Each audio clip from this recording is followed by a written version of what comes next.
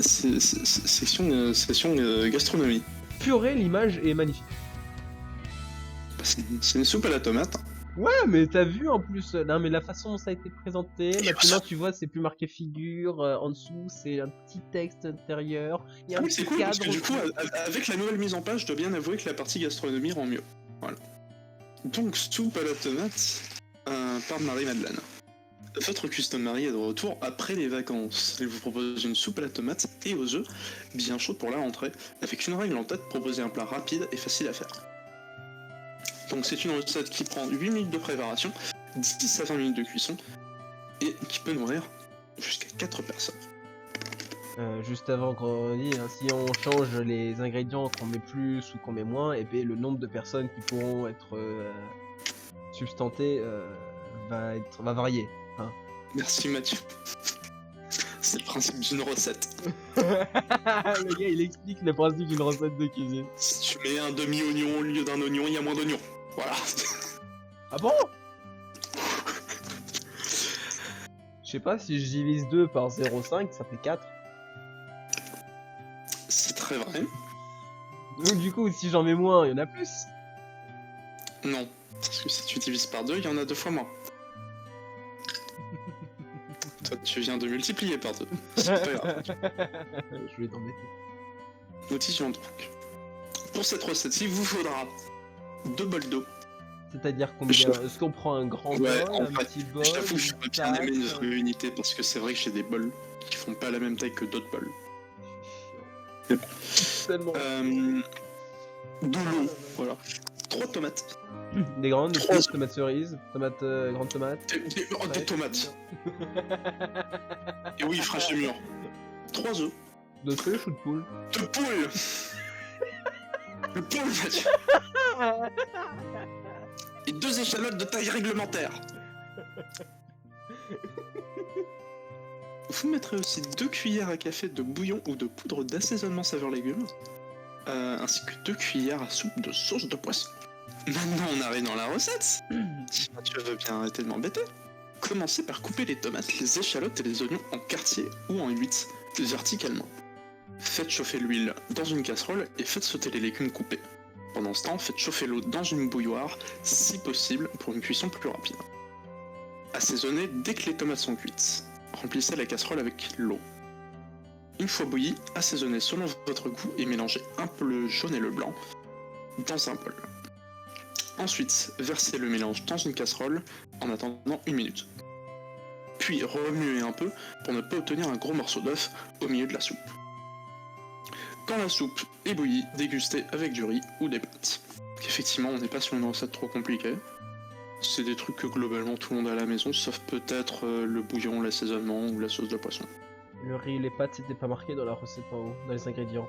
C'est perdu. C'est normal, c'est un accompagnement, ça fait pas partie de la soupe à la tomate et aux œufs. Pourquoi c'est dans les recettes? Parce que c'est une c'est un conseil d'accompagnement, monsieur. Terrible. Terrible ce gamin. C'est quand qu'on fait un live cuisine? Bonne question. Ça serait très drôle. En vrai, je pense qu'on fait ça chez toi. Par contre, sans déconner, pensez pas qu'on va faire quelque chose de bien, on va juste se marrer. Enfin, on va essayer de faire quelque chose de bien. Bon. Tu sais, je suis pas mauvais en cuisine. Quoi?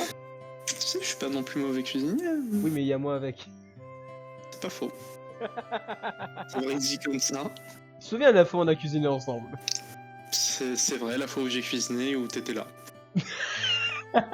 en vrai, t'es mauvaise langue, j'ai participé. Oui, je t'ai délégué un petit peu. C'était pas la fois où les seuls trucs que je t'avais laissé faire, tu les avais foirés? Si. You fucking donkey! Si, je m'en souviens parce que je crois que... Attends, tu m'avais demandé... Il y avait un truc que tu m'avais demandé, je sais plus comment ça s'appelle. Je me suis fait putain, ça a pas de goût. C'est un truc... Mais ça va. C'est pas des céréales, mais...